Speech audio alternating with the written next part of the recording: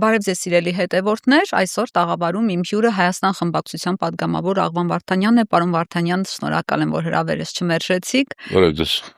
Մեր զրույցը սկսենք վերջին ինչ-որ տարօրինակ միջադեպով, ուրեմն երեկ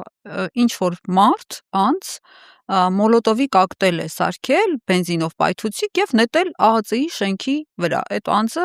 ձերբակալվել է, բայց այսպես պայթյուն եղավ, սենց շենքի վրա նետեց եւ այլն։ Ուրեմն ինչ աստիճան պիտի մարդկանց հասցնեն, որ մարդը այսպես մահապարտության գնա, էլի կարելի ասել, որովհետեւ վստահ էր, չէ, որ դա անելուց հետո իրեն ձերբակալելու են։ Ինչ օրի պիտի մարդուն հասցնեն, որ այս քայլերի գնա, պարոն Վարդանյան։ Նախ ես չգիտեմ, թե ինչ պատճառով է մարդը գնացել նման քայլի, իսկապես ձեր ասած մարդուն հասցրել են այդ վիճակին ու անվտանգության, որ անվտանգության շենքի վրա այնել, եթե մարդը, չգիտեմ, խիստ ծովային ասած է, շիշտ կատաղած է, ինչու հենց հատկապես ԱԱՑ-ի շենքի վրա, երբ որ ակնհայտ է, որ նրանց բռնվելու, նկարահանվելու հնարավորությունները բացարձակ են։ Ես ենթադրում եմ, որ ինչ որ բաներ պարզվեն կամ չեն պարզվի, այդ մարդուն եթե ձերբակալել ենք հասկանանք պատճառը ինչ էր եւ բայց որ ընդհանուր դժգոհություն կա այսօր քաղաքացիների բացարձակ մեծության մեջ ակնհայտ է։ Ես խիստ կասկածում եմ, որ բացի չեմ էլ բացառում, որ դա նաեւ այսպես ասած կազմակերպված կամ ինչ որ մի մթնոլորտ ստեղծելու համար արած լինեն։ Տեսեք, Հա, հետո կապեն ինչ-որ մեկի հետ, հա, Կարծեմ արդեն խոսում են, ՀՊՆՓ-ները կարծեմ արդեն կապում են իբր թե աջակից է քաղաքականներից մեկի եւ այլն։ Տեսեք, այս իշխանության բնույթը ձեռագիրը այնպիսին է, որ ոչինչ բացառել հնարավոր չի։ Նույն կերպ նրանք արեցին նաեւ Բագրատ Սրբազանի հանդեպ իրականում ներկայացնելով թե իբր տերորիստներ են, տերոր են կազմակերպում, բայց իրականում հենց իրենք դրանով տերոր էին անում բնակչությանը, թե տեսեք ինչ է կատարվում։ Հիմա ակնհայտ է, որ Բագրատ Սրբազանի եւ 18 արդարների դատավարությունը բոլորի աչքի առաջ է եւ այնտեղ որևէ հիմնավորում, որևէ փաստ չկա, բայց իշխանությունը մի կարճ շրջան դա օգտագործեց ահաբեկցություն իրականացնելով սեփական ժողովրդի հանդեպ։ Հոկտեմբերի 27-ի հետ էին համեմատում։ Գիտեք, այս մարդկանց ասածները խոսքը, չգիտեմ ինչ մեկնաբանելու կարիք չունի։ Հիմա տեսեք, վերջի շրջանում ինչպես են Մաուգլի մուլտֆիլմը տեսել եք, չէ՞։ Այնտեղ շակալ կա, շակալներ կան, Շերխանի շակալները։ Տեսեք ոնց են կաղկանձում գիշեր-ցերեկ ազգային ժողովում նայե եւ իրենց այդ չեղած լրատվամիջոցներով Հայաստան դաշինքի դեմ, Դաշնակցության դեմ, երկրորդ նախագահ Ռոբերտ Քոչարյանի դեմ կաղկանձում են ուղղակի։ Ինչու որտեղ վախենում են, ինչու որտեղ գիտեն իրական պատկերը հասարակության քաղաքացիների, բայց սրանց մեկնաբանելը գնահատելը անդուրժ գործ է եւ վաղուց ես ասել եմ բազմիցս իրենք արդեն վերջացած են։ Ինչ կլինի այս միջադեպի հետ կապված կդժվարանամ որևէ բան ասել, բայց ճանաչելով սրանց նկարագիրը չեմ բացառում, որ նաեւ արհեստականորեն դավիճ նման մի մթնոլորտ ստեղծելու նպատակով կազմակերպված բանան են, որտեղ հարցականները շատ են, անվտանգության շենքի առաջ ակնհայտ է, որ դու բռնվելու ես։ Պարոն Վարդանյան, շատ հաճախ են հոկտեմբերի 27-ի մասին խոսում, այսպես ազգային ժողովում էլ գիտեք, սկզբից դարպասները բացել են, հետո փակեցին, ինչ որ ահաբեկչության վախ ունեն նրանք։ Իրենց նկատմամբ այսպես այդ ահաբեկչական ռիսկը մեծ է, թե մեծ չի։ Դուք կոնկրետ ուզում եք ինչ-որ ահաբեկչական ակտ անեք այս իշխող ուժի նկատմամբ, որ այսպես ահաբեկված ամեն րոպե սպասում։ Այս ուժը արդեն 8 տարի իշխանության են։ Իշխանությունն էլ պայմանական է, ասած, այսպեսի իշխանություն չի լինում։ Սեփական պետության, սեփական ժողովրդի դեմ գործող իշխանություն սովորաբար չի լինում։ Այլ խնդիր, այլ խնդրեմ, որ մինչև հիմա իշխանության են։ Բայց որևէ մեկի մտքով չեմ էլ կարծում, որ իհարկե նրանք բազմաթիվ նման դրվագներ են, այսպես ասած, ցուցադրում, սարքում եւ այլն, բայց ոչ թե ահաբեկչության վախն է նրանց մեջ, այլ մարդկային վախը։ Նրանք ուղղակի վախեցած են, նրանք ուղղակի վախկոտ են։ Առաջինը իհարկե իրենց ղեկավարը։ Իր կենսագրության մեջ այնպիսի դրվագներ կան, որ այդ վախի ցուցիչներն ակայդ են, բազմից այդ մասին խոսել ենք։ Վախկոտ մարդ է։ Եվ այդ վախկոտ մարդը միշտ փորձում է, տեսեք, Նա ինչ էր ասում այս նույն պատվապետության մասին, ինչ էր ասում թեկնապահների մասին եւ այլնի մասին, տեսեք ինչպես են կշրջում այսօր Հայաստանում։ Այսօր մի դրվագել տեսա, ինչ որ էլի հերթական միտեղ գնացել իրենց ուրախ ավտոբուսով եւ կարծեմ կողքիներին դժգոհել էր, թե որ գնում եմ նույն մարդիկ են, որովհետեւ դրանք են մնացել, ուրիշ մարդ չկա։ Իրենց փոքր խմբակներ նույն անսուրբ իրենց պատարակներին, նույն անսուրբ իրենց ուրախ ավտոբուսի շրջագայություններին, այս մարդիկ իրոք արդեն վերջացած են։ Կանրադառնանք իրենց այդ ներկուսակցական քարոզարշավ կոչվածին ու դրա նպատակներին եւս, բայց այս պահին մի հատ ուրիշ թեմայի շուրջ կուզենամ զրուցել, ընտրությունների, սպասումների, ընդդիմության անելիքների շուրջ, ուրեմն ամերիկյան միջազգային հանրապետական ինստիտուտը հարցումներ էր արել եւ հրապարակել արդյունքները, ըստ որի Փաշինյանի վստահության տոկոսը 18 է, 18% է, Սամվել Կարապետյանինը 6%, Ռոբերտ Քոչարյանինը, Ծառուկյանինը հավասար 3%, Թաթոյանինը 2%։ Ինչ կասեք այս մասին։ Սուդյան առածա թե չէ։ Տեսեք, նախ Հայաստանում մանավանդ այս իշխանության օրոք, այս իր ուժային կառույցների այս վախի մթնոլորտ ստեղծելու օրոք, մարդկանց նույնիսկ ազատ կամ արտահայտությունը բազմիցս շնշելու օրոք, բանտարկյալներով խոսել սոցհարցումների հավաստիության մասին լուրջ չէ։ Ես որքան տեղյակ եմ, այդ հարցումը պատվիրել է ամերիկյան այդ ընկերությունը, բայց իրականացրել է դաշտային աշխատանքները կատարել է հայաստանյան մի կազմակերպություն եւ արվել է դա հեռախոսային հարցման միջոցով։ Հեռախոսային հարցումը ինքնին արդեն ենթադրում է բազմաթիվ նույնականացում է ենթադրում նաեւ եւ սովորաբար Հայաստանում գործող ընկերությունները սոցիալական հարցումների իրականացնող ունեն իրենց բազան, որոնց պարբերաբար զանգում են։ Ինչ արդյունք են ստացել իրենք, ես չգիտեմ։ Այդ արդյունքները մշակել է արդեն ամերիկյան կազմակերպությունը, բնականաբար ունենալով իր աշխարհակաղակական շահերը, նպատակները, հայտնի է, որ ինչպես է արևմուտքը ամեն կերպ փորձում աջակցել այս բանի վերարտադրությանը իրենց աշխարհակաղակական նպատակները հասնելու համար։ Այնպես որ ես լուրջ չեմ վերաբերվում նման հարցմանը։ Ավելին ասեմ, բազմաթիվ այլ հարցումներ եւս կան։ Եվ կան հարցումներ, որոնք արվել են ուղիղ դեմարդեմ սկզբունքով մարդկանց հանդիպելով ավելի մեծ թվով մարդկանց հարցումներով եւ այդ հարցումներից մի քանիցից որոնց ես տեղյակ եմ, այդտեղ հիմնական ընդդիմադիր ուժերը առնվազն 13-15% միասին ավելի ունեն, քան ՔՊՆՓ-ն մենակ։ Այնպես որ դրան դուրս պետք չէ վերաբերել, դա երթական մանիպուլյացիան է մարդկանց վրա ազդելու իրենց սովորական կեղծ նարատիվներն են։ Ես վստահ եմ, որ ընտրությունների նորմալ, այստեղ իհարկե շատ բան ունի անելու ընդդիմությունը հավաքաբար, պարագայում բացառված է, որ սրանք կարողանան վերարտադրվել։ Իսկ ընդդիմադիր հիմնական ուժերը միասին հավաքելու են շատ ավելի բարձր առնվազն կրկնակի ավելի ձայն, քան ՔՊՆՓ-ն կամ ՆՓՔՊ-ն։ Ալեն Սիմոնյանն այս հարցումները այսպես ճպցրել էր իր տելեգրամյան ալիքում, այսպես ասում էր, տեսակ, որ ես ճիշտ էի, իսկ ինքը նկատի ունի այն, որ վերջին ճեպազրույցում լրագրողներին վստահեցնում էր, համոզում էր, որ Ռոբերտ Քոչարյան, դե իրենք 50+ ձայն են հավաքելու, Սամվել Կարապետյանը լինելու է ընդդիմադիր ամենամեծ խմբակցությունը, հավանաբար երկրորդ տեղով է գնում եւ ասում է, որ Ռոբերտ Քոչարյանը եւ դուք Հայաստան դաշինքը առասարակ անցողիկ շեմը հաղթահարելու պայքարի մեջ եք, դուք նման խնդիր եք։ Ալեն Սիմոնյանն ով է։ Ազգային ժողովի նախագահը։ Ալեն Սիմոնյանին ասեք, որ ինչ որ Նիկոլ Փաշինյանը ճպցնում է իր ճակատին, ինքը թող չփորձի դա ներկայացնել հասարակությանը։ Ալեն Սիմոնյանի ասածները կամ որևէ մեկի ասածները այս իշխանության ներկայացուցիչներից չեն կարող հավաստի լինել։ Ի վերջո մեր հասարակությունը, մեր մարդիկ, դուք լրագրողները տեսել եք, չէ՞ իրենց խոսքի եւ գործի տարբերությունը։ Հազարավոր դեպքեր, նրանց ասացին հավատալ պետք չի, նրանց մանիպուլյացիաներին տրվել պետք չի, պիտի հավատալ սեփական տեսածին, սեփական շրջապատին, սեփական ընկերներին, բարեկամներին։ Դուք մի անգամ շատ լավ հարց եք տվել, չէ՞, այդ մարդուն Վարդենիսի ձեր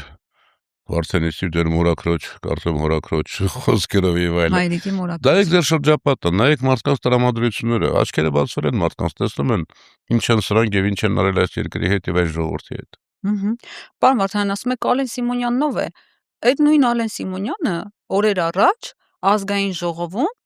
ստորացնում էր ընդդիմադիրներին։ Ես դրանում դնում եմ ստորացնել, որովհետև այսպես մատը սենց թափահարում էր ընդդիմադիրների վրա, ասում էր լռեք, ստե ես եմ որոշում, անջատեք խոսափողը, ամբիոնը ազատեք, կարգի հրավիրեք ձեր խմբակցության, թե չէ ես կհրավիրեմ։ Դա ստորացնել չի, դա ստորանալ է։ Որևէ մեկը ստորացված զգաց դրա շարժու ձևից։ Դա իշխանության նման նկարագիր է, ստորացման նկարագիր է։ Վաղը, երբ որ Ալեն Սիմոնյանը չլինի իշխանության, այդպես է պահելու իրեն, թե պահելու է ինչպես պահում էր մինչև իշխանություն լինելը։ Մարդու կյանքը շղթա է, շարք է, կենսագրության շղթաներ են։ Կապրենք կտեսնենք։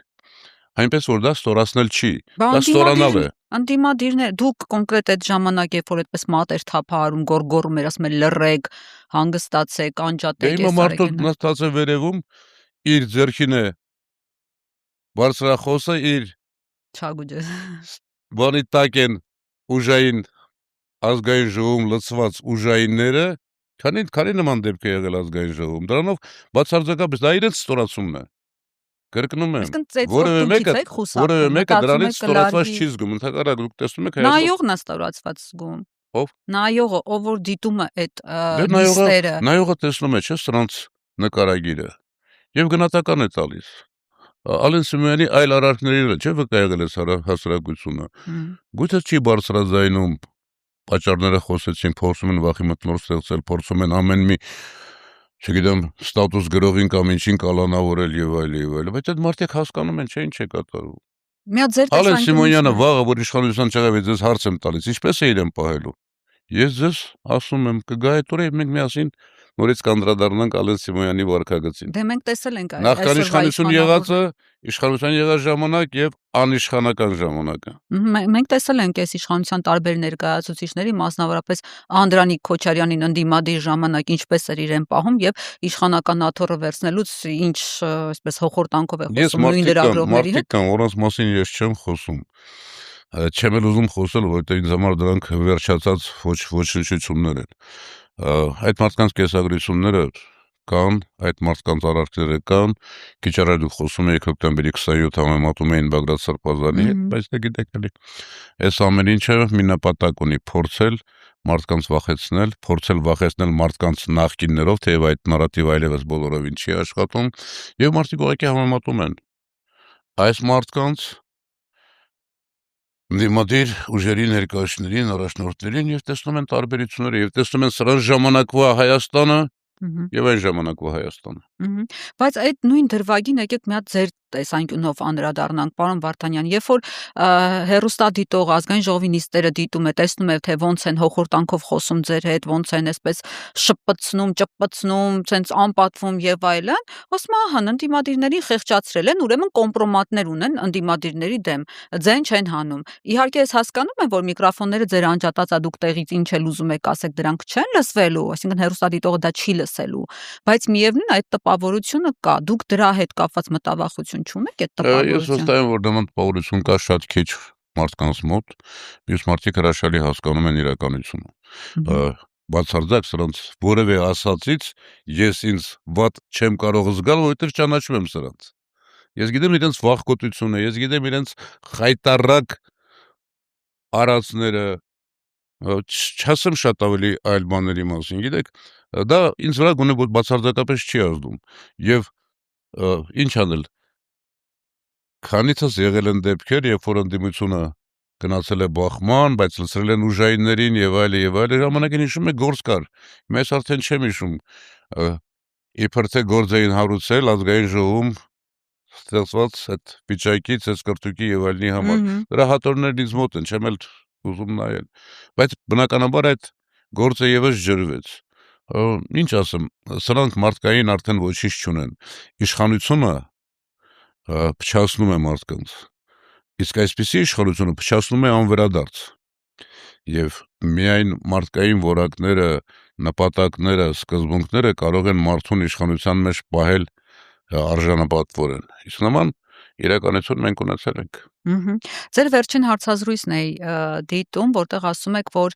մեզ ասում են մանդատները դրեք, մի գնացեք, բայց մանդատները մենք չենք դնում, իրականում մնում ենք, խոսում ենք եւ դիմադրում ենք այս իշխանություններին։ Ո՞րն է ձեր դիմադրելը, այսինքն ինչ եք անում, որ դիմադրում եք։ Այսպես գնում եք կառավարություն ԱԺ հարց ու պատասխանին, գալիս եք Նիկոլ Փաշինյանն էս վերջին հարց ու պատասխանին եկավ էլի ինչ որ բաներ ձեզ ասեց գնացեք դուք ձեր դարդը լացեք, ինչ եք դպրոցների դարդը լացում, բան, այս տիպի sense բաներ ասեց, էլի կարելի է ասել այսպես նախշեց ճանապարհեց, դիմադրելը էսա որ լսեք։ Հիմա դուք ընկալում եք իբրև նախշեց ճանապարհել, ես դա ընկալում եմ իբրև մարդկանց բացատրել, թե ինչ է կատարվում երկրում։ Դիմակները պատրել, բան, հա։ Այո, եւ այս ընթացքում ես վաղուց արդեն հարցոպատասխաններին չեմ մասնակցում, որտեղ լսել այդ տեսակին լսելը արդեն նույնիսկ տհաճ է, բայց մեր պատգամավորներից շատերը շատ ակտիվ եւ դիմադրում են եւ հակադարձում են եւ տեղն են դնում եւ մռութներին գալիս են եւ մեր հասարակությունը տեսնում է, որ այստեղ գործող աշխատող մարդիկ կան, որոնք հասարակությանը բացատրում են իրականությունը։ Սա է մեր անելիքը այսօր։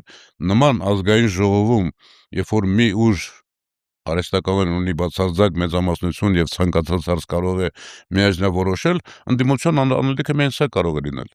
Եթե մենք մանդատները պատկերացրեք դնեինք, մենք եղել է չէ ժամանակ, որ 6 ամիս չենք մասնակցել ազգային ժողովին, փողոցում ենք եղել։ Ինչ էր փոխվելու սրանց մեջ։ Կրկնում եմ, տեսեք, սրանք հիմա այսօր ոնց են վայրահաչում Հայաստան դաշինքի հասցեին գիշեր-ցերեկ, ոնց են հարձակվում արդեն ախր եւ ինչ սառնասիրտ, ինչ հանգիստ, նայեք Ռոբերտ Քոչարյանի կեցվածքին, նրա հարցազրույցներին, նրա ելույթներին։ Եթե քո ասած մարդու ասած մենք պիտի շեմը ախտարելու խնդիր ունենանք, ինչու են այդպես խառնվել իրար։ Ինչու է շակալի նման վայրահաչում մեր մասին են մտածում, թող իրենց մասին մտածեն։ Իրենք վերջացած են։ Այս առաջիկա ընտրություններով իրենք վերջանալու են։ Դուք լավ հիշեցրիք, որ մոտ 6 ամիս փողոցային պայքարով էիք զբաղված, բոյկոտել էիք ազգային ժողովի նիստերը, հետո վերադարձաք ազգային ժողով, ասացիք մենք գալիս ենք մեր օրակարգով, ու տենց էլ մարդիկ չհասկացան ձեր օրակարգը ո՞րն էր։ Մեր օրակարգը այս իշխանության դեմքը պատռելն էր, այս իշխանության արածները իրենց ճակատին շպցնելն էր եւ հասարակության աչքերը բացելն էր, որը ես կարծում եմ եղել է շատ արդյունավետ եւ այսօր պատահական չէ, որ նույնիսկ իրենց նկարած սոցիալական հարցումներով 18-20% վարկանիշ ունի, որևէ եւ իրենք այդ վարկանիշը բարձրացնելով որևէ շանս չունեն։ Փողոցներն ընկած, ուրախ ավտոբուսով շրջելով, իրենք ամեն ինչ անում են, որպեսզի ընդդիմությունը թույլ չտան քարոզություն անել եւ այլն։ Տեսեք, հիմա մենք գնացեք ցանկացած շրջկենտրոն։ Մենք գնում ենք շրջաններում հանդիպումներ ենք ունենում, բայց մեծ դժվարությամբ, գիտեք ինչու, որովհետեւ դալիճ վերցնելը պրոբլեմ է։ Չեն թողնում։ Մարդկանց ովքեր որ մասնավոր սեփականություն է բանը վախեցնում են, հետևներից գնում են։ Շտաբները երբ որ բացում է ընդդիմությունը, բերում են շտաբների դիմաց կամերաներ են դնում, որ նայեն թե ով է մտնում, ով է դուրս գալիս։ Սենց վախեցած իշխանություն երբեք Հայաստանում չի եղել։ Վախենում են ովքեր։ Վախկոտները, ովքեր որ այլևս հասկանում են, որ շանս չունեն։ 20%, 18% վարկանիշ ունեցող ուժը այս 100 օրվա ընթացքում չի կարող վերականգնվել, այն էլ էս տեսակ ստոր եւ մանիպուլատիվ ձևերով։ Դուք դահլիճային հանդիպումների մասին եք խոսում, բայց տեսեք Փաշինյանը ինչ է անում, ամեն օր այսպես սրտիկներ է ուղարկում իր հետևորդներին, ինչ որ խումբ մարդկանց, որոնց վրա ազդում է։ Որովհետեւ հա,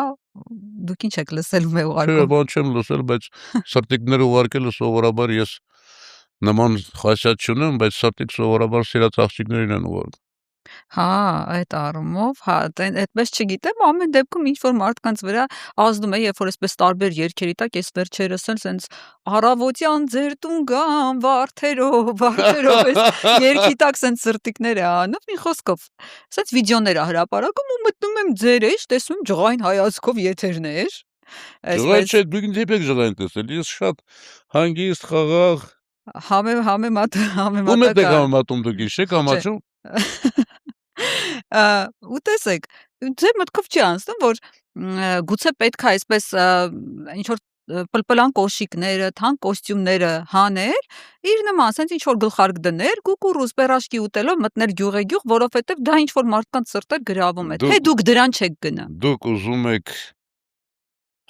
մենք նմանվենք այդ բանին։ Մի անգամ գիտեք, վերջերս Ռոբերտ Քոչարյանին հարց տվեցին, որ կրիատիվ ինչ-որ նոր բաներ բան, ասեց իհարկե ժամանակները փոխվում են, նոր ստանդարտներ կան, ես էլ եմ փորձում ժամանակին համակայել գնալ, բայց կապիկություններ չեմ անելու։ Իրենց առածը կապիկություն է, իսկ այդ կապիկությունը,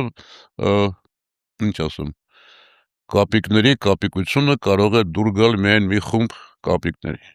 Բա ոնց եք պատկերացնում Քարոզ Արշավը, որպեսզի հասարակ ժողովրդի համար դուք ավելի ընկալելի լինեք։ Անելու ենք իհարկե,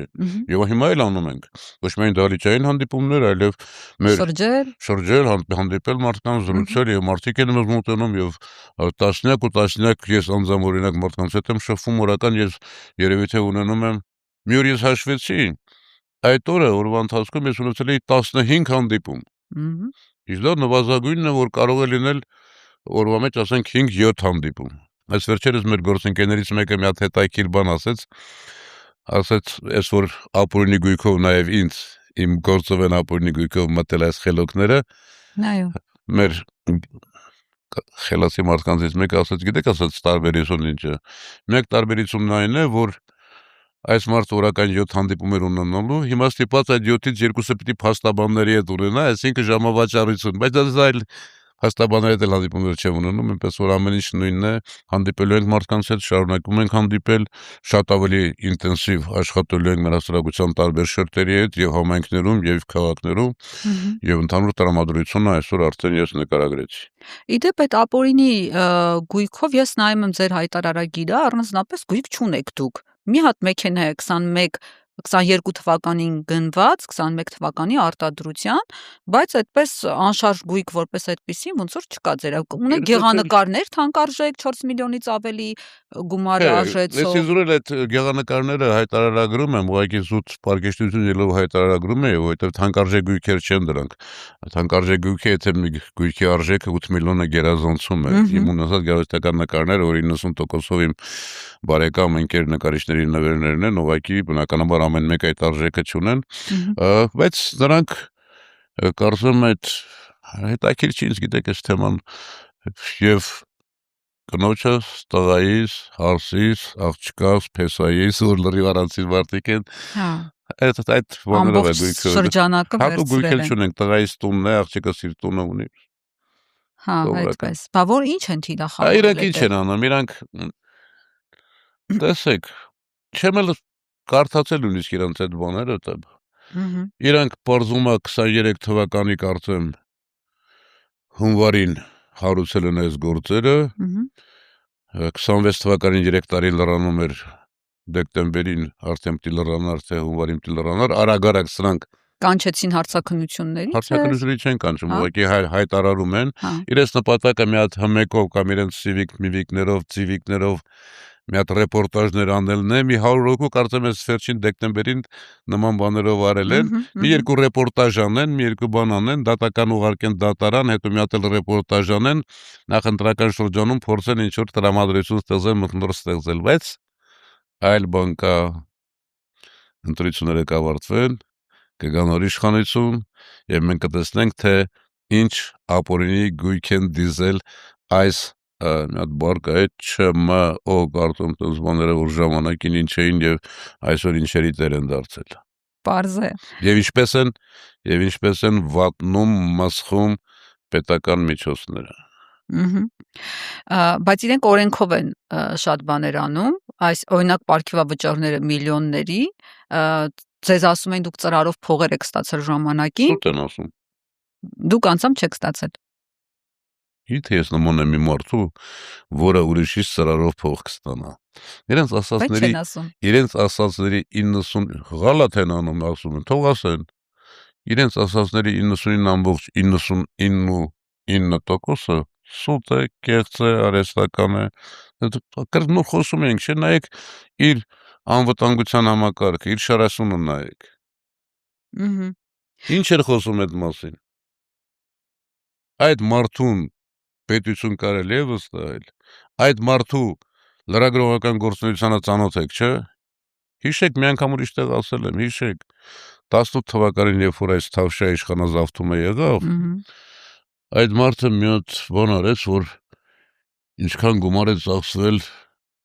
իր ասած հեղափոխության իմ ասած Թավշյա իշխանազավթման ժամանակ։ Եվ ինչ որ կոպեկներ էր գրում, չգիտեմ, քանի դոլար, քանի ռուբլի, քանի դրամ եւ այլ։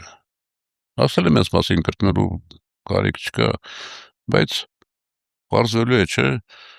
այդ օրերին քանիսն էին տոպրակներով փող բերում Հայկական ժամանակի խմբագրություն եւ իրենք ունեին մեկ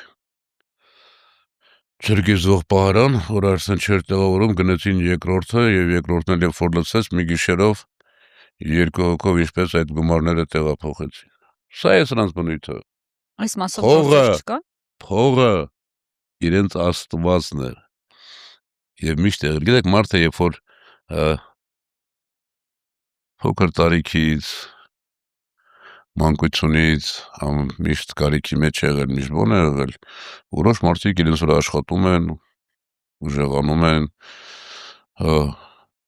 դառնում են եւ գործարարներ, եւ լուրջ մարդիկ,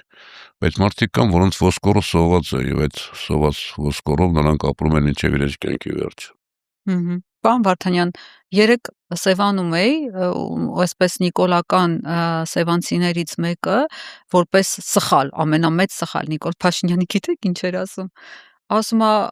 իր սխալը մենակ որ մեր սրտին դարդ եղավ, ասում է, այս պարքիավճարները սենց ափաշքյարա տալներ, ասում է, պետք է գախնի, ասում է, անեին, որ մարդ չիմանար։ Ասում է, ահա, թող գողանան, բայց գախնի, որ մենք չիմանանք։ Դուք պատկերացնում եք անկալումը։ Այդ մարդուն դուք ասեիք,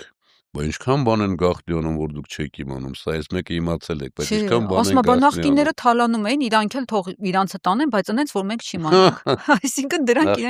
իրենց ասա հարցրու, ասա նախկինները քեզ թալանել են, դու ինչ ես ունեցել, որ նախկինները քեզ թալանել են։ Թալանելից խոսում են այն մարդիկ, ովքեր երբեք ոչինչ չեն ունեցել։ Այսինքն ձեզնից չեն տալու։ Իսկ ովքեր որ ոչինչ չեն ունեցել, նրանք պատրաստ են ամենամեծ թալանին։ Պարզ է,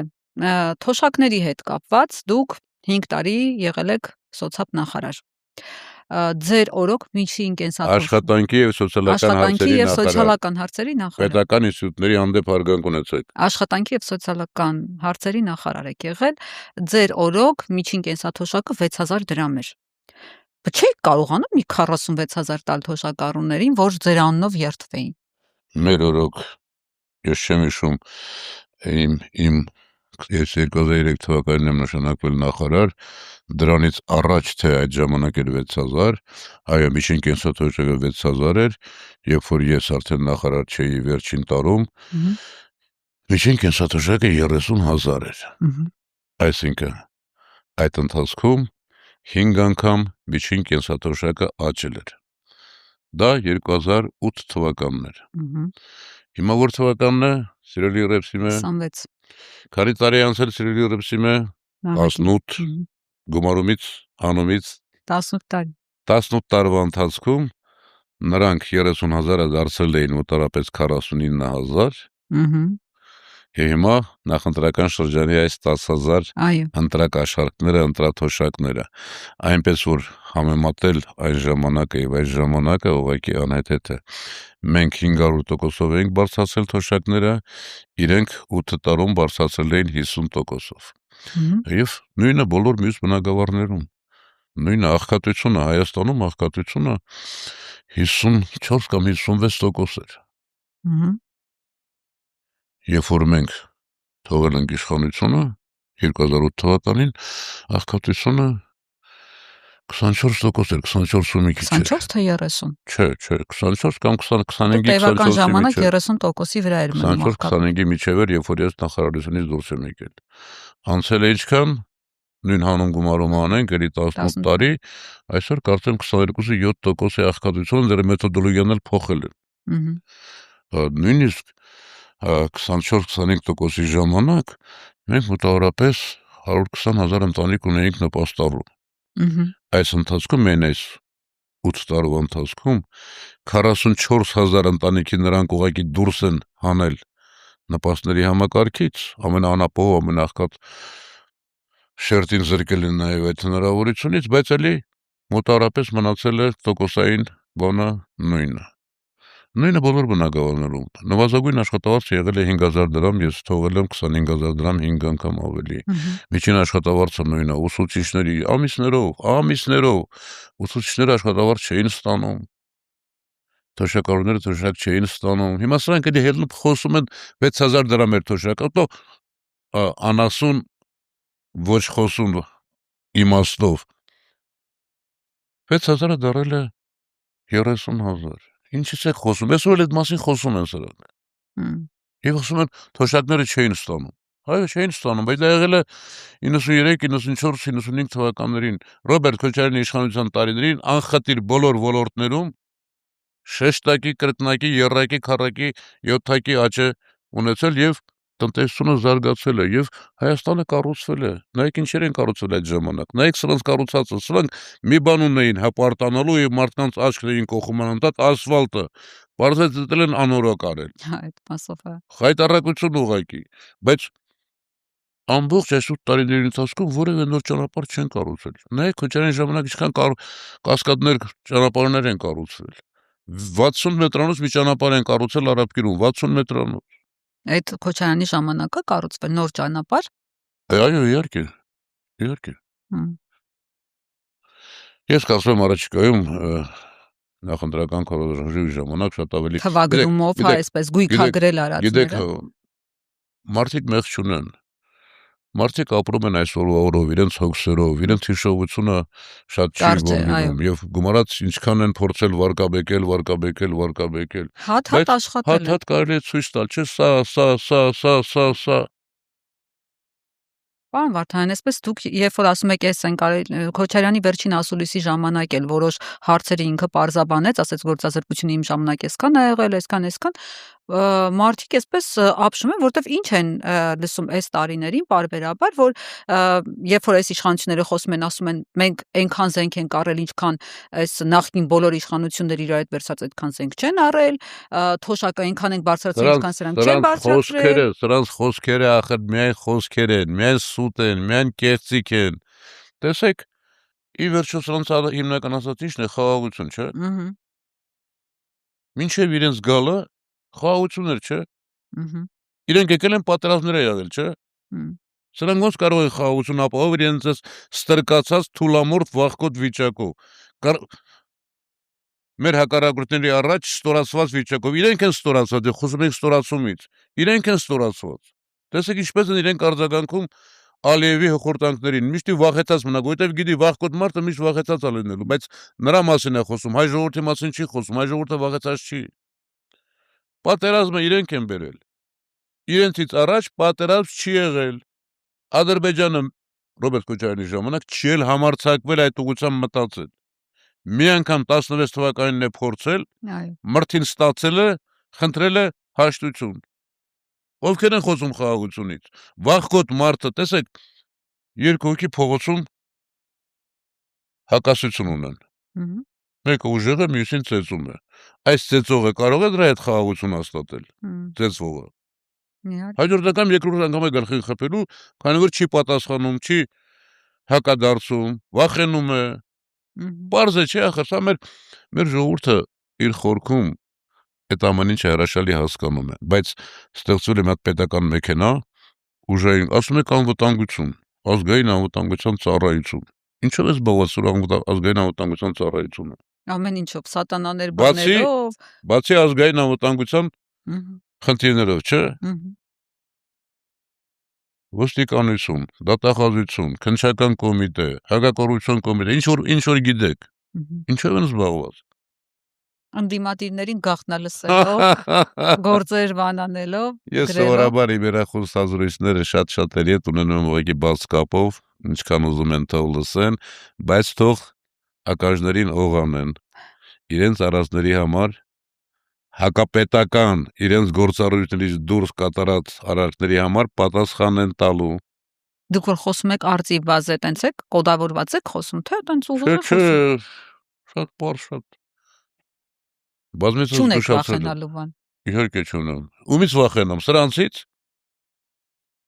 Բայց մեկը գործ, որ ուզենանք սարքեն, անկախ նրանից ինչ ուզում եք Ինչ խոսեք, ուզում են ինչ թող ուզում եք անեն, բանանեք։ հանգիստ թող լինեն, թող փորձեն։ Ամենը Հիշեք մի քանի նախկին ուժային կառույցների ղեկավարները որտեղ են հիմա։ այո։ Պարոն Վարդանյան, անվտանգությունից եք խոսում, ասում եք, դե մարդիկ շատ լավ հասկանում են։ Ես համաձայն չեմ այս առումով ձեր հետ, որովհետև վերջերս սահմանամերձ շրջաններում, երբ որ շրջում էի, այսպես Սյունիքի մարզի որոշ հատվածներում, մարդիկ կան, որոնք ասում են, բա ոչ մի կրակոց չկա, չենք լսում էլ կրակոցի ձայն, ապրի Նիկոլը խաղաղություն ա բերել։ Ու ինչ են ասում։ Նիկոլը Ալիևին սարքելա կուրկուրի ձագ։ Դուք պատկերացնում Հիմա ասում եք մարդիկ կան։ Իհարկե կան մարդիկ։ Ի վերջո կա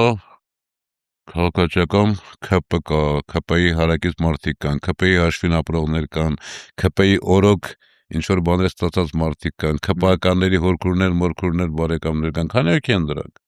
Իհարկե նման մտածողներ կան, բայց երբ որ մեկը ասում է Նիկոլը Ալիևին սարքել է կուրկուրի ձագ, ճիշտ է ասում, թե հակառակն է։ Ալիևն է Նիկոլին սարքել կուրկուրի ձագ։ Դե դա որոշ մարդիկ այդպես ուրիշ ձև են տեսնում։ Այդպես կասեն, բնական է կասեն, կան մարդիկ, իհարկե կան մարդիկ, որ այդպես են մտածում։ Հրամպի հետ գնում նստում ա մեր Նիկոլ Փաշինյանն են ասում, հրամպի հետ ա նստում հելնում։ Ինչ եք խոսում։ Ամերիկայի պես պետության հետ ա նստում Լավ, հելնում։ նման մարդիկ կան, նման մարդիկ չեն կարող չլինել ցանկացած հասարակության մեջ, ոչ միայն Հայաստանի հայ ժողովրդի, ցանկացած հասարակության մեջ էլ այդ շերտը կա եւ բնական է, բայց այդ շերտը չպիտի որոշի ընդհանուր հասարակության ժողովրդի պետության ճակատագիրը։ Իրենք ընտրող են։ Ժողովրդի, այո, փոքրաթիվ ընտրող են։ Ժողովրդի պետության ճակատագիրը պիտի որոշեն արժանավորները։ Պարոն Վարդանյան, բայց ամեն դեպքում միշտ բայց եք ասում, ամեն անգամ ես խոսում եմ, դուք ասում եք բայց։ Որովհետև մի քիչ վիճելի բաներ կան այստեղ։ Վիճենք ուրեմն։ Տևական ժամանակ, երբ որ ձեր հետ կապված, Ռոբերտ Քոչարյանի հետ կապված, թեկուզ առաջին նախագահի հետ կապված, այսպես որոշ թեզեր, միֆեր, տարբեր խոսակցություններ, թեկուզ Սաշիկի 50%-ների հետ կապված կամ այլ բաների հետ կապված, չէ՞, այսպես խոսույթներ հանետվել ա դաշտ, հասարակությանը անընդհատ այսպես ներարկվել ա դա, ու հիմա շատ դժվար է դա հասարակության մեջից հանել։ Օրինակ ձեր ամեն տեսանյութի տակ ես վստահ եմ, այս հաղորդման տակ էլ են այդ մասին գրելու, ասում եմ մանկատան փողերը ուր է Աղվան Վարդանյան։ Նույն բանը, որտեվ ազգային ժողովի ամբիոնից ՔՊ падգամավոր Լիլիթ Ստեփանյանն է, հելավ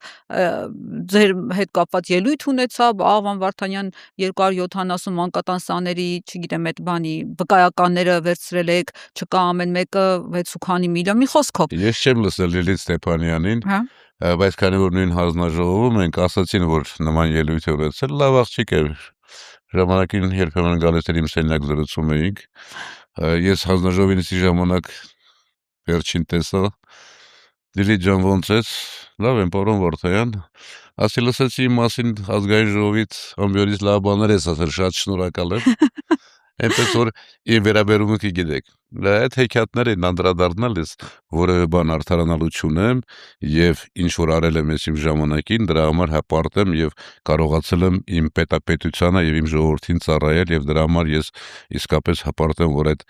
ճակատագիրը բախտը ինձ վիճակվել է։ Ով ինչ կասի, ՔՊ-ականներն ինչ կասեն, շատ սիրելի Լիլիթ Ստեփանյանը ինչ կասի 10-րդական են, միլիոն երրորդական են։ Իրենք էլ գիտեմ, որ այդպես չի, բայց ստիպված են ասել, իրենցից պահանջում են։ Իրենք պիտի արևի տակ իրենց տեղը կարողանան պաշտպանել, մեղք են ուղղակի։ Դրա համար է։ Բայց չեք ուզում սենց հիմնահատակ։ Չեմ ուզում, ժամանակին 15 տարի առաջ մի անգամ հիմնահատակ ասել եմ, անցել եմ, ու ես բան չեմ սրանց համար։ Սրանց բերանը փակել է իմաստ ունի։ Ամենավերջին ստորսուտը կասեն սրանք։ Պարզ է ձեր դիրքորոշումը, վերադառնանք թոշակներին։ Ուրեմն Փաշինյան, դուք ես ֆիքսեցի, որ ընտրակաշառք բառը օգտագործեցիք այդ 10,000 դրամների մեջ։ Փաշինյանը այդ բարձրացնելուց մի քանի ամիս առաջ ազգային ժողովի ամբիոնից ասաց, բա 1000 դրամ էլ եթե ես բարձրացնեմ թոշակները, դա միլիարդներ կնստի բյուջեի վրա։ Բացի այդ, պետբյուջեի նախագիծ են բերել, դա օրենք է, որը խախտել չեն կարող։ Պետբյուջեի նախագծով չի նախատեսվել թոշակների բարձրացում։ Այդ ինչ ֆոկուս եղավ, որ դրուկ կարացան իբր այս վերջին կառավարության նիստում ասին խնայողություններ են կարել, մենք կարողացել ենք այս մեր հաշվին կտրելով մեզնից, այսպես ձեզ ենք տալիս, սիրելի ժողովուրդ։ Ոնց կարող կարողացա Սա եւս ներկայացնել։ միապացույց է, որ իրենք հրաշալի հասկանում են իրենց իրական վարկանիշը ինչ է, հասարակության քաղաքացիների տրամադրությունն ինչ են, եւ փորձում են հերթական անգամ 180 աստիճանով փոխել իրենց խոստումը խոսքը եւ անել հերթական ընտրակաշառքը փորձելով մեր տարեցներին, մեր տատիկ պապիկների մի մասին իբր թե բերել քվեարկության իրենց օգտին։ Ամոթ է ուղղակի, ինչ ասեմ, բայց ես վստահ եմ, որ մեր տատիկ պապիկների զգալի մասը հրաշալի հասկանում է այն ասածնել է հիշում, սա այլոք շատ ժամանակ չի անցել, սա էլ է հիշում, ի վերջո առանց օրենքի փոփոխության, առանց կառավարության որոշման այս մարդը հելնում եւ մի առավոտ սրտիկով հայտարարում է։ Սա ինչ է նշանակում, որ մենք ունենք մեկ անձի բացարձակ իշխանություն, իսկ բացարձակ իշխանությունը փչացնում է ցանկացած այս տեսակին։ Նշանակում է, որ չկա պետական համակարգ, չկա նախարարություններ, ինքը ասել է, չէ, կառավարությունը ես եմ։ Ինքը միաձայն հայտարարում է, հաջորդ նիստում կառավարությունը բերում է այդ օրենքը ընդունում է։ Չի կարող մեր նման երկրում մեկ անձը որոշել ամեն ինչ, այն էլ այս տեսակ անձը։ Դա ողբերգություն է, ողբերգության մասին խոսել ենք, չէ։ Այսինքն տեսել է ռեյտինգը իջնում է, ասել է հələ մի հատ sense բան։ Փորձենք էլի, ի վերջո 500,000 կենսաթոշակառու ունենք, չէ։ Այո։ 3 շաբաթ առաջ ասում է 10,000-ը ինչ պիտի անեն, ասում է, ոչ իմանով իրանց ծավալքը չի տալու, չեն իմանալու ինչի վրա ծախսեն։ 3 շաբաթ հետո հելնում հայտարարում է, թե 10,000 բարձրացնում։ Ինչու է անում։ Մի նպատակ իշխանությունը պահելու մարմաջ, հիվանդություն, մոլուցք, մոլագարություն։ Այս մարդիկ ուրիշ բան չունեն։ Այս մարդիկ ոչնչություն են առանց իշխանության եւ դառնալու են ոչինչեր եւ կդառնաս ոչինչ, ասված է, չէ։ Այսպես է լինելու։ Իրենց մասին շատ խոսեցինք։ Իրենց մասին դուք խոսեցիք, ես չէի ուզում խոսել։ Ես ուզում եմ ընդդիմադիրների մասին հիմա խոսենք, ընդդիմադիր դաշտի մասին։ Հանրապետականը գործադիր մարմնի նիստ արեց եւ որոշում հրապարակեցին, որ ուզում ենք երկխոսության շարք ենք սկսում, ուզում ենք երկխոսել, տեխնացու միասին քննարկենք, պատրաստ ենք ցանկացած տեխնացուի շուրջ բանակցել։ Որն է ձեր դիրքորոշումը այս հարցում։ Հայտարարությունը կարդացել եմ, տեսել եմ հայտարարության տողատակերը, դեռ որևէ հանդիպում, առաջարկություն, քննարկում գոնե ես տեղյակ չենք ունեցել, կգանք առաջարկենք, խոսենք։ Բայց ունեք տեխնացու, որի շուրջ կուզենաք բանակցել։ Նույն բանը կրկնում եմ երկրորդ անգամ։ Իմպիչմենտի գաղափարը նոր չէ, իմպիչմենտը արդեն երևի 1-2 տարի է ընթացքի մեջ է, գիտենք իրենց տեխնացուն, իրենց տեխնացուի հայտարարությունը, ասել են սկսում ենք շարք բանակցությունների, կգան, կբանակցենք, դիրքորոշում կարտահայտենք։ Այսօր ընդդիմադիր դաշտում նոր բաներ առաջացնել է իմ խնդիրը չէ։ Բայց կարող է փոխվի ձեր դիրքորոշումը իմպիչմենտի հետ կապված։ Նույն բանը կրկնում եմ երրորդ անգամ։ Մարդիկ հայտարարել են, պատրաստ են խոսել, քննարկել, հանդիպել, բանակցել։ Մենք էլ պատրաստ ենք ցանկացած խոսակցության։ Տեսեք, 2025 թվականի մայիսի 7-ին դուք ազգային ժողովում հայտարարությամբ հանդես եկաք իմպիչմենտի հետ կապված, նշելով Նարեկ Մալյանի, Էդգար Ղազարյանի խոսքերը, ասացիք մենք սրան լուրջ չենք վերաբերում, մենք չենք մտնի դրա մեջ, ինձ ասում են կճնշենք, մեր ճնշումով կլինի, դե արի ինձ ճնշի, ասեցիք, ու մի քանի ամիս անց սեպտեմբերի 26-ին, եթե չեմ սխալվում, նույն տարեթվի սեպտեմբերի 26-ին Իշխան Սաղաթելյանը ցուցակը հանձնեց պատիվ ունեմին, այդ թվում ձեր ստորագրությունը, պարոն Վարդանյան։ Ճնշեցին ձեզ։ Չէ, բացառակ չճնշեցին։ Բա ո՞նց է։ Լավ կլինի դուք այդ շղթան ամբողջական ներկայացնեք։ Դրանից հետո եղավ առաջարկություն Աջապահյան Սրբազանի վերաբերյալ։ Մենք պաշտպանեցինք այդ առաջարկությունը, հետո բնականաբար շարունակություն չունեցավ այդ բանը, բայց օդի մեջ այդ տրամադրությունը կար։ Ինչու մենք ասում ենք, որ մենք պատրաստ ենք, մինչև էլ ենք ասում պատրաստ ենք, գտեք այդ գոնե 36-ը ստորագրենք։ Այդպես էլ չէին գտնում այդ դրոցից, քանիսը երկուսը թե ինչի մարդը չեմ հիշում, եւ որ շատ էին ասում, որ դուք լինեք անպայման կլինի, եւ որ դուք լինեք կլինի, ասենք լավ, խնդրեմ մենք կանք, կայինք արդեն։ Նոր չի էս կամ։ Միշտ էլ ասել են կանք։ 4 ամիս ձգձգեցիք, ուշ տվեցիք ձեր ստորագրությունը։ Եվ ինչ եղավ այդ 4 ամսում, երբ երկու հոգի ավելացան, հա։ Չէ, ասում էին իրենք ունեն գաղտնի բանակցություններ, ձեզ հայտնել էին, Երբ որ 4 ամիս հետո տվեցինք, այդ գաղտնի բանակցությունները բացահայտվեցին, հայտարարում էին, թե ԿՊԱ-ներից շատեր անմիջապես կմիանան, չէ՞։ Լավ էլի։ Եվ ի վերջո նաև բան կա էլի։ Կրկնում եմ, չեմ ուզում այսօր ներընդդիմադիր դաշտում որևէ ճակ առաջացնել, դա իմ խնդիրը չի, իմ նպատակը չի։ Կգան, կբանակցենք, տեսնենք ինչ են առաջարկում, ինչպես են առաջարկում, որտեղ այդ քննարկումները մենք ժամանակին էլ ենք ունեցել, դեռ ասած այդ 4 ամսվա ընթացքում էլ ենք ունեցել։ Շատ նորմալ է, որ հանրապետական կուսակցությունը ծրագիր ունի, առաջարկություն ունի, կլսենք։ Բայց ինչքանով է դա արդեն ռեալ, երբ որ դուք ամբողջ ուժով թաթախվել եք ընտրությունների մեջ, այսինքն այդ երկու գործընթացները, երբ որ մարդը տեսնում է, որ դուք ընտրության եք գնում, էլ ինչ փողոցային շարժում, իսկ առանց փողոցի հնարավոր չի։ Ես որքան հիշում եմ, երկրորդ նախագահը ժամանակին այդ հարցին անդրադարձել է, որ իր ասուլիսներից մեկում, որ ինչ որ մի տրամաբանական ժամկետ կա դրա համար, եւ ընտրություններից, ասենք, 2-3 ամիս առաջ արդեն ինչ իմաստուն ռեալ չի, իր համար ինքը սահմանել էր վերջնաժամկետ մոտավորապես դեկտեմբեր ամիսը, հիմա սա արդեն փետրվարն է, բայց կրկնում եմ, երբեք միասա, երբեք թող գան, խոսենք, միշտ հաճելի է հանրապետականների հետ խոսելը։ Լուրջ։ Անշուշտ։ Պարոն Վարդանյան, դուք ուզում եք ազգային ժողովի նախագահ դառնալ։ Պրոբլեմ ունեմ։ Ենթադրում եմ, որ հրաշալի ազգային ժողովի նախագահ կլինեմ, բայց տարիքս արդեն այն չէ, եւ ես նաեւ լեզուների իմացությունից եմ կաղում, հրաշալի փայլուն բացառիկ հայերենի եմ տիրապետում, բայց այլ լեզուների չեմ տիրապետում, իսկ նման բարձրաստիճան պաշտոնում գոնե պիտի մի 7 լեզու իման ասելի։ Իսկ խմբակցության ղեկավար եղել եք։ Խմբակցության ղեկավար ես եղել եմ, ժամանակին եղել եմ խմբակցության ղեկավար, որևէ բան ես որտեղ էլ լինեմ ղեկավար եմ, ես նման խնդիր չունեմ։ Սա ինչի համար եմ հարցնում, դե Աշոտյանին ասել էիք, բան էլ ինչ փոխնախագահ, որ չի ուզում նախագահ դառնալ։ Մեր Աշոտյանին։ Ձեր Աշոտյանին, հա։ Ինչի եք։ Նախ Աշոտյանը երիտասարդ, ասում եք ընդդիմության մեջ։ Աշոտյանը երիտասարդ է շատ։ Ես չէի սկսել Աշոտյանի մասին խոսելու, կարծում եմ մեկը դու հարցերը տալու ես չէի սկսել, Աշոտյանն էր սկսել։ Ես ուղղակի արձագանքել էի շատ կիրթ, գալանտ, ոսկեղենիկ հայերենով, հետո ինքը նոր բան է գրել ի պատասխանին, ես չեմ էլ կարդացել ու չեմ էլ կարդալու, որովհետև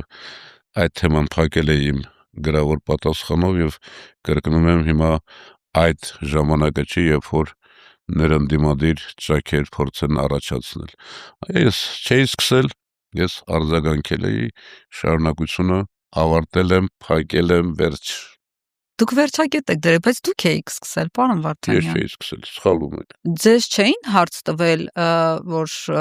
ինչի չեք պարզ ասում, որ Լևոն Տեր-Պետրոսյանն ու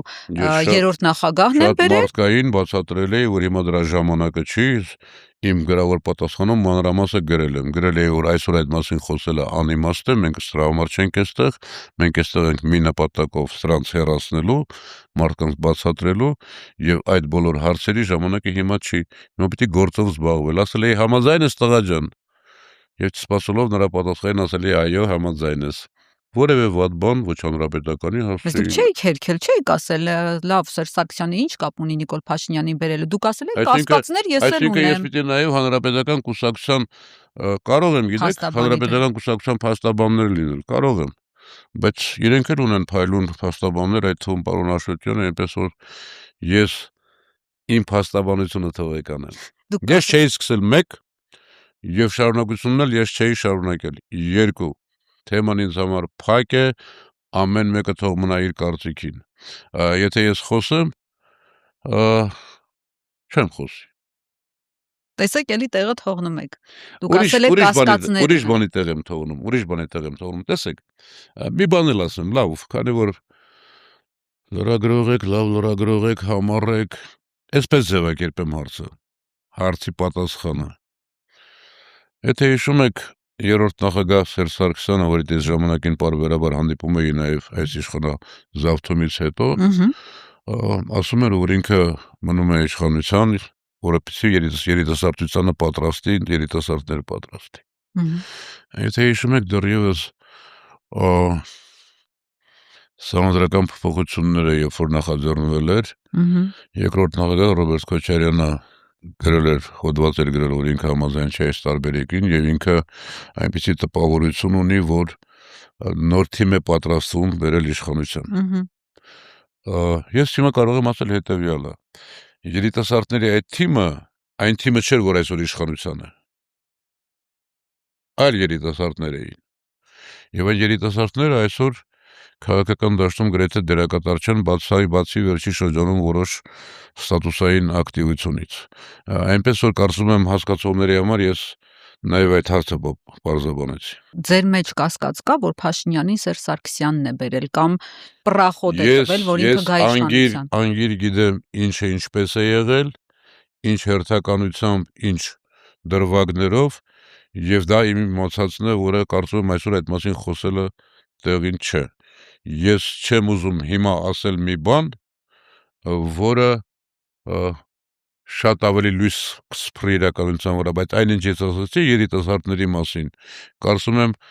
հասկացողների համար շատ հասկանալի էր։ Մտածեք, դուք էլ իրավունք ունեք մտածելու, եզրակացումներ անելու։ Ինչի՞ չեք ուզում փակագծերը բացել, ինչ գիտեք դուք այդ ժամանակի հետ կապված։ Ես ինչ որ գիտեմ, այդ մասին ես խոսել եմ։ Խոսել եք։ Դերակատար բոլոր մարդկանց հետ։ Եվ չի փարատվել ձեր մտահոգությունները։ Այս երիտասարդները, որոնք այսօր իշխանություն են, այն ժամանակվա երիտասարդները, այն երիտասարդները չեն, որոնք պատրաստվում էին իշխանության։ Այսքանով ես այդ հարցը կարծում եմ հստակ պատասխանում եմ եւ ձեր ասած ամենաճշգրիտ կերպով։ Դուք ասել եք Արտավազդ էր կարծեմ անուն այդ տղայի, որը ձեզ հարց էր տալիս։ Արտավազդ չէր, մնացական է։ Մնացական, հա, ճիշտ եք։ Դուք ասեցիք, երբ որ նոր իշխանություն կլինի, այդ հարցերին պատասխան կտրվի։ Այո։ Այսինքն այն ժամանակ նոր հանրությունը կիմանա ով ոնց երբ ինչ։ Կարծում եմ այո, գոնե ճշմարտությունը 90%-ով կպարզաբանվի եւ այնինչ ես հաջոր ասեցի այն եւ այս երիտասարդների մասին այդ ռակուրսով կբացահայտվի։ Շատ լավ։ Պարոն Վարդան, ես ուզում եմ դուք ասեք, այսպես ամփոփելով, հա, զրույցի ընդդիմության անելիքների շուրջ։ Դուք որ գաք իշխանության, ինչ եք փոխելու առաջնահերթ, որոնք են ձեր առաջին քայլերը լինելու։ Դուք արդյոք Սև լճի ջերմուկի հատվածներից, այսպես Վայոց ձոր Գեղարքունիք բան այդ մեր սուվերեն տարածք ներխուժած հատվածներից դուրս եք քշելու ադրբեջանցիներին։ Որն է լինելու ձեր առաջնահերթ քայլերը։ Ամենակարևոր անելիքը վերականգնելու ենք ներքին համերաշխությունը։ Սրանք նույնիսկ ներսում այնպեսի պառակտում են մտցրել, այնպես են սևի սպիտակի բաժավել իմ ու քո արել, որ այս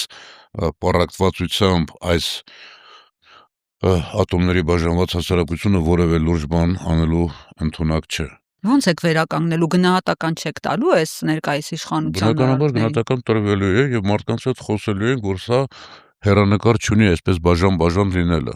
Մենք պիտի ունենանք ներքին համերաշխություն, ներքին կազմակերպվածություն, տեսեք, հանցավորությունը ինչ վիճակում է այսօր Հայաստանում։ Ամեն օր սպանություններ, երեք էլ կարծում եմ նման դեպքեր։ Մի մարդ, որը չի կարողանում իր երկրի ներսում հանցավորության դեմ պայքարել, նա կարող է արտաքին ուժերի դեմ պայքարել։ Համերաշխության վերականգնում,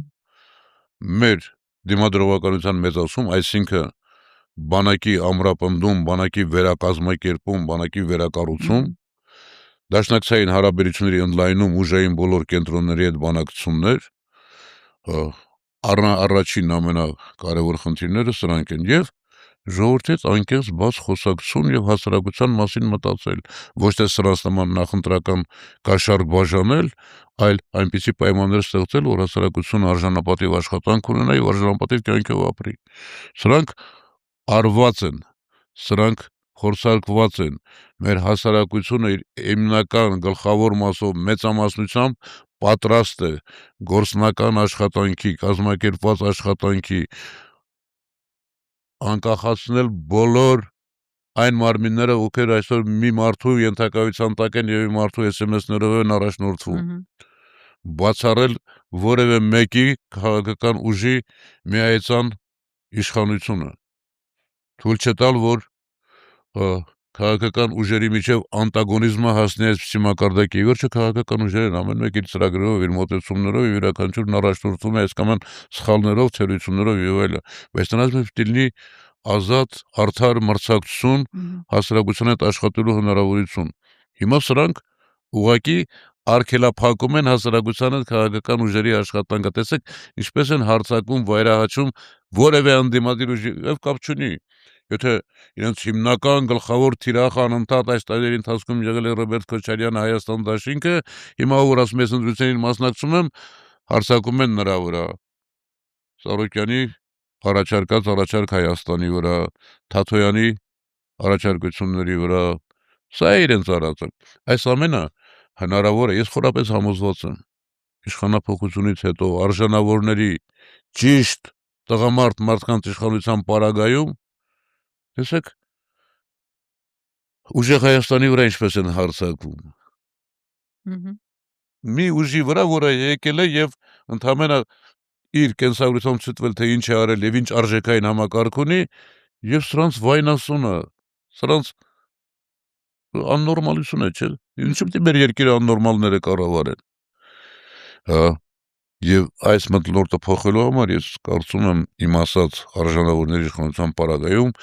1-2 տարում մենք ունենալու ենք շատ ավելի կազմակերպված, շատ ավելի համերաշխ եւ իսկապես լուրջ խնդիրներ դնելու պատրաստ եւ դրանք լուծելու պատրաստ հասարակություն եւ պետություն, այլ կերպ ուղղակի չի կարող լինել, իրեք փուլերով է ամեն ինչ, սրանց փուլը վերջացել է, գալու է արժանավորների ժամանակը, Արցախ անդրադարձենք կորցրել, այս փուլում մեր հիմնական խնդիրը պիտի լինի Արցախ